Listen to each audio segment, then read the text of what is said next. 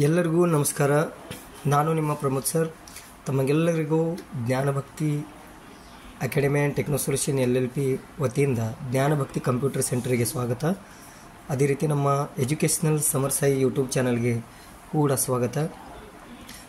ನಮ್ಮ ಸತತ ಪ್ರಯತ್ನ ಏನಂದರೆ ತಮಗೆ ತಂತ್ರಜ್ಞಾನದ ಅಥವಾ ಶೈಕ್ಷಣಿಕ ಯಾವುದೇ ಒಂದು ವಿಶೇಷ ಮಾಹಿತಿಯನ್ನು ನೀಡುವುದು, ಸತತ ಶಿಕ್ಷಣ ಕ್ಷೇತ್ರದಲ್ಲಿ ನಿಮ್ಮ ಬೆಳವಣಿಗೆಗೆ ನಮ್ಮ ಸಹಕಾರ ಯಾವತ್ತೂ ಇರಲಿ ಅಂತ ನಾವು ಸತತವಾಗಿ ಪ್ರಯತ್ನ ಪಡ್ತಾ ಇದ್ದೀವಿ.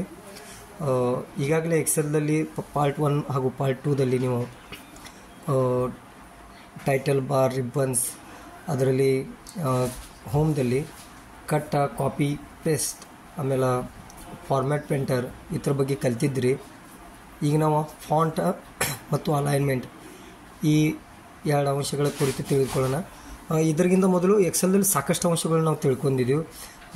ಸೆಲ್ ಅಂದ್ರೆ, ರೋಸ್ ಅಂದರೆ ಏನು, ಆಮೇಲೆ ಕಾಲಮ್ಸ್ ಅಂದರೆ ಏನು, ಸೈಜ್ ಹತ್ರದ ಹೆಚ್ಚು ಕಡಿಮೆ ಎಷ್ಟಾಗ್ತದೆ, ಆಮೇಲೆ ಎಷ್ಟು ರೋಸ್ ಇರ್ತಾವೆ, ಎಷ್ಟು ಕಾಲಮ್ ಇರ್ತಾವೆ, ಆಮೇಲೆ ಎಕ್ಸೆಲ್ ಶೀಟ್ನ ಜೂಮ್ ಯಾವ ರೀತಿ ಮಾಡ್ಕೊಳ್ಳೋದು ಮತ್ತು ಅದನ್ನು ಸಣ್ಣ ಹೆಂಗೆ ಮಾಡ್ಕೋದು, ಜೂಮ್ ಇನ್ ಜೂಮ್ ಔಟ್ ಎರಡೂ ಹೆಂಗೆ ಮಾಡ್ಕೊಳ್ಳೋದು, ಇದನ್ನೆಲ್ಲ ತಿಳ್ಕೊಂಡಿದ್ದೀವಿ. ಈಗ ನಾವು ಹೋಮ್ ಟ್ಯಾಬ್ನಲ್ಲಿ ಈಗ ನಾವು ಇಲ್ಲಿ ಫಾಂಟ್ ಅಂತ ಹೇಳಿದಲ್ಲ, ಅಲ್ಲಿ ಹೋಗೋಣ. ಫಾಂಟ್ದಲ್ಲಿ ಇಲ್ಲಿ ನಾವು ಅಕ್ಷರಗಳ ಸ್ಟೈಲನ್ನು ಚೇಂಜ್ ಮಾಡ್ಬೋದು. ಚೇಂಜ್ ದ ಫಾಂಟ್ ಫೇಸ್ ಅಂತೇಳಿ ಅಂತಾರೆ ಅದಕ್ಕೆ. ಫಾಂಟ್ ಫೇಸ್ ಇದು. ಆಮೇಲೆ ಇದು ಬೋಲ್ಡು, ಇದು ಅಕ್ಷರಗಳನ್ನ ಇಟಾಲಿಕ್ ಮಾಡೋದು, ಇದು ಅಂಡರ್ಲೈನ್, ಅದರಲ್ಲಿ ಸಿಂಗಲ್ ಡಬಲ್ ಅಂಡರ್ಲೈನ್. ನನಗನ್ಸೋ ಮಟ್ಟಿಗೆ ಇದನ್ನು ಹೇಳಿದ್ದೀನಿ, ಅದನ್ನು ಇನ್ನೊಂದು ರಿಪೋರ್ಟ್ ಮಾಡ್ತೀನಿ ನಾನು. ಸ್ವಲ್ಪ ಪೇಜನ್ನು ನಾವು ಜೂಮ್ ಮಾಡ್ಕೊಳ್ಳೋಣ. ಇಲ್ಲಿ ಒಂದು ಏನರ ಅಕ್ಷರ ಬರೀನೋ, ಜ್ಞಾನ ಭಕ್ತಿ ಅಂತ ಬರೀನೋ, ಜ್ಞಾನ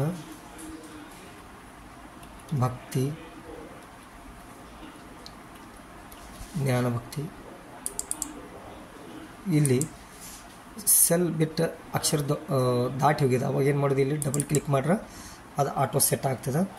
ಇನ್ನೊಂದು ಸ್ವಲ್ಪ ಬೇಕಾದರೂ ಜೂಮ್ ಮಾಡ್ತೀನಿ ನಾನು. ಈಗ ನಿಮ್ಗೆ ಕಂಡು ಬರ್ತಾಯಿದೆ.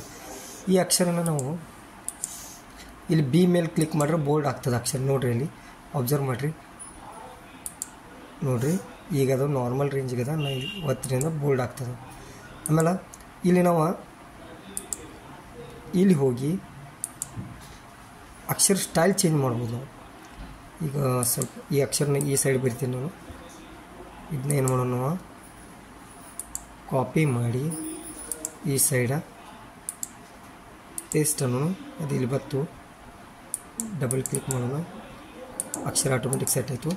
ಈಗ ನಾವು ಈ ಥರದ ಫಾಂಟ್ ಫೇಸನ್ನು ಚೇಂಜ್ ಮಾಡೋಣ. ನೋಡಿರಿ ಯಾವ ರೀತಿ ಇಲ್ಲಿ ಚೇಂಜ್ ಆಗ್ತಾಯಿದೆ, ಇಲ್ಲಿ ಅಬ್ಸರ್ವ್ ಮಾಡಿ. ಈ ರೀತಿ ತಮಗೆ ಯಾವ ಬೇಕಾದ ಸ್ಟೈಲ್ ಬೇಕಲ್ಲ ಆ ಸ್ಟೈಲನ್ನು ನೀವು ತೆಗೆದುಕೊಳ್ಬೋದು. ಇಲ್ಲಿ ಸೆಲ್ ಬಿಟ್ಟು ದಾಟ್ತಾ ಇದೆ ಬರೆದಂಥ ಶಬ್ದ, ಇಲ್ಲಿ ಡಬಲ್ ಕ್ಲಿಕ್ ಮಾಡ್ರೆ ಆಟೋ ಫಿಟ್ ಆಗ್ತದೆ. ಆಮೇಲೆ ಇದು ಅಂಡರ್ಲೈನ್ ಅಂತ ಹೇಳಿ ಇಲ್ಲಿ ಬರ್ತದೆ. ಇಲ್ಲಿ ನಾನು ಕರ್ಸರ್ ನೋಡಿ, ಇಲ್ಲಿ ಕ್ಲಿಕ್ ಮಾಡ್ರೆ ಅಲ್ಲಿ ನೋಡಿರಿ ಅಂಡರ್ಲೈನ್ ಆಗ್ತಾಯಿದೆ. ಇದು ಇಟಾಲಿಕ್ ಆಗ್ತಾಯಿದೆ. ಇಟಾಲಿಕ್ ಆಗ್ತಾಯಿದೆ ಅಂದರೆ ಸ್ವಲ್ಪ ಅಕ್ಷರ ಡೊಂಕ್ ಆಗ್ತಾವೆ, ಇಟಾಲಿಕ್. ಆಮೇಲೆ ಇಲ್ಲಿ ಏನದ, ಅಕ್ಷರ ಕೆಳಗೆ ಬೇಕಾದಂಗೆ ಅಂಡರ್ಲೈನ್ ಇಲ್ಲಿ ಕ್ಲಿಕ್ ಮಾಡ್ರೆ ಒಂದು ಗೆರೆ ಬರ್ತದೆ. ನೋಡಿರಿ, ಅಕ್ಷರ ಕೆಳಗೆ ಇಲ್ಲಿ ಗೆರೆ ಬಂದದ. ಮತ್ತು ಇಲ್ಲೇ ಎರಡು ಆಪ್ಷನ್ ಅದಾವೆ. ಡಬಲ್ ಅಂಡರ್ಲೈನ್ ಅಂದರೆ 2 ಗೆರೆ ಬರ್ತದೆ.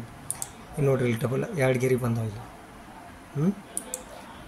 ಇವೆಲ್ಲ ಬ್ಯಾಡ್ ಆಯ್ತು ಅಂದ್ರೆ ಮತ್ತೆ ಅದ್ರ ಮೇಲೆ ರಿಪೀಟ್ ಕ್ಲಿಕ್ ಮಾಡೋದು ಹೋಗಿಬಿಡ್ತದೆ. ಇಲ್ಲಿ ಹೋಗಿದೆ ನೋಡಿ. ಮತ್ತು ಇಟಾಲಿಕ್ ಬ್ಯಾಡ್ ಆಯ್ತು, ಇದ್ರ ಕ್ಲಿಕ್ ಮಾಡ್ರೆ ಸರಳ ಅದು ಅಕ್ಷರ.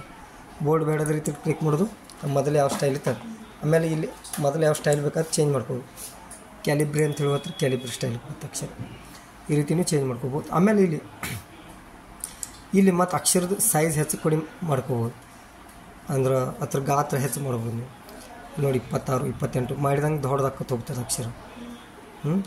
ನಾರ್ಮಲ್ ರೇಂಜಿಗೆ ಅಂದ್ರೆ 16, 18,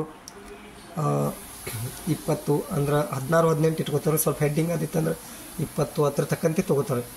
14ರಿಂದ 16, 18 ಇಷ್ಟು ಇಟ್ಕೋತಾರೆ ನಾರ್ಮಲಾಗಿ. ಈಗ ನಾನು ನಿಮ್ಗೆ ಮಾಡಿ ತೋರಿಸ್ತಾ ಇದ್ದೀನಿ.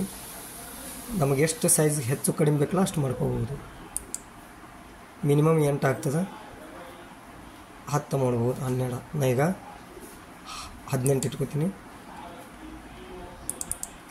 ಇದು ಪೇಜನ್ನು ನಾನು ಈಗಾಗಲೇ ಜೂಮ್ ಮಾಡಿದ್ದೆ. ನಾನು ಸ್ವಲ್ಪ ನಿಮ್ಗೆ ದೊಡ್ಡದಾಗಿ ಕಾಣ್ಲತ್ತದ ಭಾಳ. ಆಮೇಲೆ ಇಲ್ಲಿ ಇಲ್ಲಿ ಒಂದು ಆಪ್ಷನ್ ಬರ್ತದೆ. ಸಾರಿ, ಅದಕ್ಕಿಂತ ಮೊದಲು ಇಲ್ಲಿ ಮಗ್ಲಕ್ಕೆ ಒಂದು ಅಗದಿ ದೊಡ್ಡ ಎ ಅದ, ಮತ್ತೊಂದು ಸಣ್ಣ ಎ ಇದೆ. ಈ ಥರ ಅರ್ಥನ ದೊಡ್ಡ ಎ ಮೇಲೆ ಕ್ಲಿಕ್ ಮಾಡ್ಕೊತ ಹೋದ್ರೆ ಅಕ್ಷರ ಸೈಜ್ ಮತ್ತಾಟೆ ಹೆಚ್ಚಾಕೋತ ಹೋಗ್ತದೆ. ನೋಡಿರಿ ಹೆಚ್ಚಾಗುತ್ತೆ. ಅದು ಸಣ್ಣ ಎ ಮೇಲೆ ಕ್ಲಿಕ್ ಮಾಡ್ಕೊತ ಹೋದ್ರೆ ಅದು ಸಣ್ಣ ಹಾಕೋತ ಹೋಗ್ತೈತಿ. ಅಂದರೆ ಇಲ್ಲಿ ಎರಡೂ ಸೈಜ್, ಇಲ್ಲಿನ ಕೂಡ ನೀವು ಅಕ್ಷರ ಸೈಜ್ ಹೆಚ್ಚು ಕಡಿಮೆ ಮಾಡ್ಬೋದು, ಈ ಎರಡು ತ್ರೋಗೂ ಕೂಡ ಅಕ್ಷರ ಸೈಜ ಹೆಚ್ಚು ಕಡಿಮೆ ಮಾಡ್ಬೋದು. ಇಷ್ಟೇ ಈ ಥರ ಅರ್ಥ. ನೋಡಿ ದೊಡ್ಡ ಎ ಮೇಲೆ ಕ್ಲಿಕ್ ಮಾಡ್ಕೊತ ಹೋದಂಗೆ ಅಕ್ಷರ ಸೈಜ್ ಹೆಚ್ಚಾಗ್ತಾಯಿದೆ. ಆಮೇಲೆ ಇಲ್ಲೇನದ ಬಾರ್ಡರ್ಸ್ ಹಾಕ್ಬೋದು ನಾವು. ಇದಕ್ಕೆ ಈಗಾಗಲೇ ಇದಕ್ಕೆ ಬಾರ್ಡರ್ಸ್ ಇಲ್ಲ, ಇದಕ್ಕೂ ಬಾರ್ಡರ್ಸ್ ಇಲ್ಲ.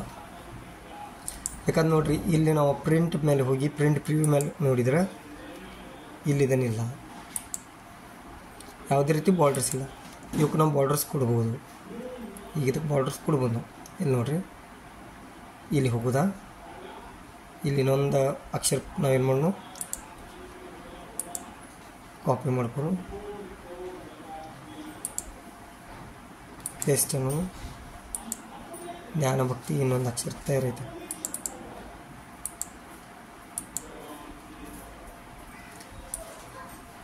ಇಲ್ಲಿ ಎರಡು ಏನು ಮಾಡೋಣ,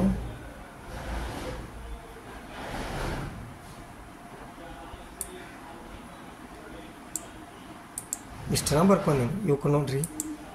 ಇಲ್ಲಿ ಹೋದ್ರೆ ಅಂದ್ರೆ ಪ್ರಿಂಟ್ ಪ್ರಿವ್ಯೂದಾಗ ಬಾರ್ಡ್ರ್ ಇಲ್ಲ, ಅದಕ್ಕೆ ಎಲ್ಲಿ ಗೆರೆ ಇಲ್ಲ. ಅಲ್ಲಿ ಎಕ್ಸೆಲ್ ಶೀಟ್ನಾಗ ಹಂಗೆ ನಿಮ್ಗೆ ಗೆರೆಗಳು ಇದ್ದಂಗೆ ಅನಿಸ್ತೈತಿ, ಬಟ್ ಅಲ್ಲಿ ಇಲ್ಲ. ಅದಕ್ಕೆ ಗೆರೆಗಳು ಬರಂಗೆ ಏನು ಮಾಡ್ಬೇಕು ನಾವು,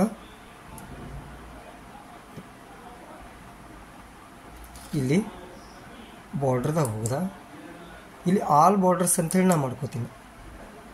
ಇಲ್ಲಿ ಹೋಗಿ ಇದನ್ನು ಡಾಟಾ ಸೆಲೆಕ್ಟ್ ಮಾಡ್ಕೊನು. ನಾಗಳೆ ಇಲ್ಲಿ ಕ್ಲಿಕ್ ಮಾಡಿ ಇಲ್ಲಿ ಎಷ್ಟ ಬಾರ್ಡರ್ ಸೆಲೆಕ್ಟ್ ಆಗಿದೆ, ಅದನ್ನೇನು ಮಾಡೋಣ, ಡಿಲೀಟ್ ಮಾಡೋಣ. ಕಂಟ್ರೋಲ್ Z ಮಾಡ್ರೂ ಹೋಗ್ತದೆ, ಹೋಗಿದೆ.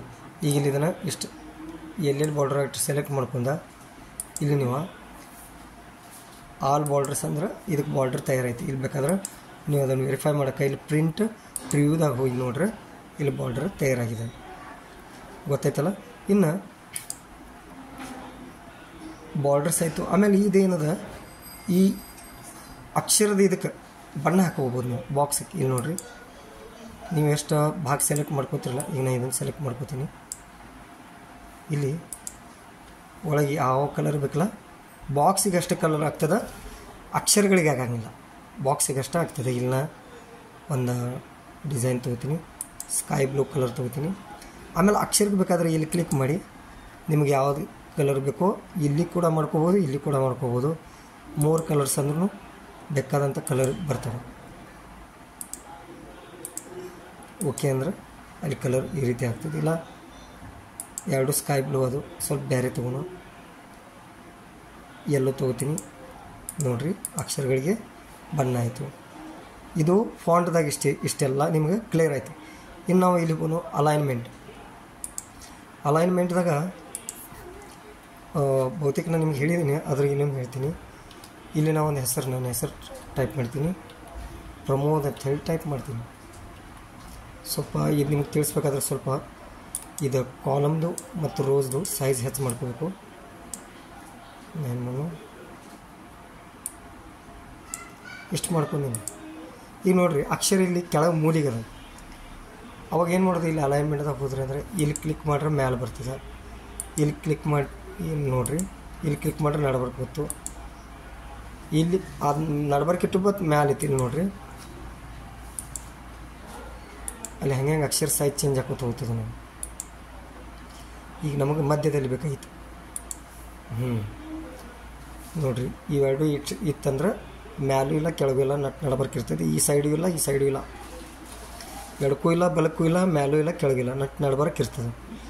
ಈ ರೀತಿ ನೀವು ಅಕ್ಷರಗಳನ್ನು ಅಲೈನ್ಮೆಂಟ್ ಅಂದರೆ ಸೆಟ್ ಮಾಡ್ಕೋಬೋದು. ಜಾಗ ಹತ್ರ ಎಲ್ಲಿದೆ ನೋಡ್ಕೋಬೋದು. ಇಲ್ಲಿ ನೋಡಿರಿ, ಕ್ಲಿಕ್ ಮಾಡಿದಂಗೆ ನಮಗೆ ಎಲ್ಲಿ ಬೇಕಲ್ಲಿ ಸೆಟ್ ಮಾಡ್ಕೋಬೋದು. ಇನ್ನು ಇದೇನದಲ್ಲ, ನಮಗೆ ಎಷ್ಟು ಬೇಕಷ್ಟು ಸ್ಟೆಪ್ ಬೈ ಸ್ಟೆಪ್ ಸರ್ಸ್ಕೋಬೋದು. ಈಗ ನೋಡಿರಿ, ಎಷ್ಟು ಬೇಕಲ್ಲ ಆ ಕಡೆ ಈ ಕಡೆ ಸರ್ಸ್ಕೋಬೋದು ನೀವು. ಇವೆರಡು ಏನದಾವಲ್ಲ ಸರಿಯಾಗಿ ನೋಡಿರಿ, ನನ್ನ ಕರ್ಸರ್ ಮೇಲೆ ಇವೆರಡು ಹತ್ರ ನೀವು ಹೆಂಗೆ ಬೇಕಂಗೆ ಸರ್ಸ್ಕೋಬೋದು. ಇನ್ನು ನೆಕ್ಸ್ಟ್ ನಾವು ಇಲ್ಲಿ ಸ್ವಲ್ಪ ಕ್ಯಾಮ್ರಾ ಸೆಟ್ ಮಾಡ್ಕೋತೀನಿ.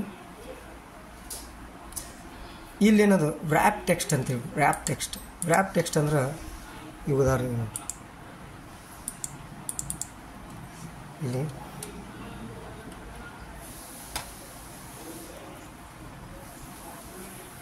ನಾನು ನನ್ನ ಯೂಟ್ಯೂಬ್ ಚಾನಲ್ ಹೆಸರು ಬರ್ತೀನಿ, ಎಜುಕೇಷ್ನಲ್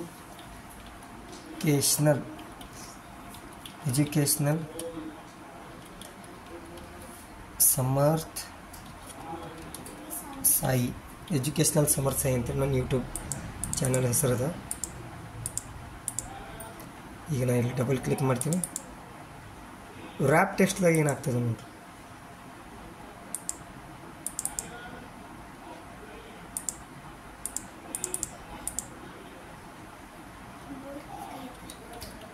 ಏನೋ ಇಲ್ಲಿ ಟೈಪ್ ಮಾಡಕ್ಕೆ ಹೋದ್ರೆ ಅದು ಮುಂದೆ ಹೋಗಂಗಿಲ್ಲ, ಕೆಳಗೆ ಟೈಪ್ ಹಾಕೋತ ಹೋಗ್ತದೆ. ಇಲ್ಲಿ ಅಂದ್ರೆ ಆ ಸೆಲ್ ಬಿಟ್ಟು ದಾಟಿ ಹೋಗಂಗಿಲ್ಲ, ನಮಗೇನು ಬೇಕಲ್ಲ ಕೆಳಗೆ ಟೈಪ್ ಆಗ್ತದೆ. ಅಂದರೆ ಈ ಉದಾಹರಣೆಗೆ ಈ ಸೆಲ್ನಾಗ ನೋಡಿರಿ, ನಾನು ಇಲ್ಲಿ ಎಜುಕೇಷ್ನಲ್ ಟೈಪ್ ಮಾಡಕ್ಕೆ ಹೋಗ್ತೀನಿ. Educational TIONAL educational Samarth SAMARTH Samarth Sai ಅಂತೇಳಿ ನನ್ನ ಚಾನಲ್ ಟೈಪ್ ಮಾಡೀನಿ. ಮುಂದೆ ಯೂಟ್ಯೂಬ್ ಟೈಪ್ ಮಾಡಬೇಕೈತೆ, ಅವಾಗ ನಾವು ಈ ಕಡೆ ಕ್ಲಿಕ್ ಮಾಡಿ ಇಲ್ಲಿ ಕ್ಲಿಕ್ ಮಾಡಿರಿ, ಇಲ್ಲಿ ವ್ರ್ಯಾಪ್ ಟೆಕ್ಸ್ಟ್ನ ಕ್ಲಿಕ್ ಮಾಡಿರಿ ಅಂದ್ರೆ ಮುಂದೇನು ನೀವು ಟೈಪ್ ಮಾಡೋದಿತ್ತು ಅಂದ್ರೆ ಯೂಟ್ಯೂಬ್ ಯೂಟ್ಯೂಬ್ ನೋಡಿರಿ. ನಾನು ಟೈಪ್ ಮಾಡ್ಕೊಂಡು ಕೆಳಗೆ ಬರ್ತಲ್ಲ ಅಕ್ಷರ, ಇದಕ್ಕೆ ವ್ರ್ಯಾಪ್ ಟೆಕ್ಸ್ಟ್ ಅಂತಾರೆ. ಅಂದ್ರೆ ಅದೇ ಸೆಲ್ದಾಗ ಕೆಳಗೆ ಟೈಪ್ ಮಾಡ್ಕೊಳ್ಳೋದು. ಇನ್ನು ನೆಕ್ಸ್ಟ್ ಬರೋದು ನಾವು ಮರ್ಜ್ ಆ್ಯಂಡ್ ಸೆಂಟರ್ ತಿಳಿಸ್ಬೇಕಾದ್ರೆ ಏನು ಮಾಡೋಣ, ಒಂದು ಸ್ವಲ್ಪ ಡಾಟಾ ಎಲ್ಲ ಕ್ಲಿಯರ್ ಮಾಡ್ಕೊಂಡು Ctrl+Z ಒತ್ತಿ, ಆಮೇಲೆ ಸ್ವಲ್ಪ ಏನು ಮಾಡೋಣ ಇಲ್ಲಿ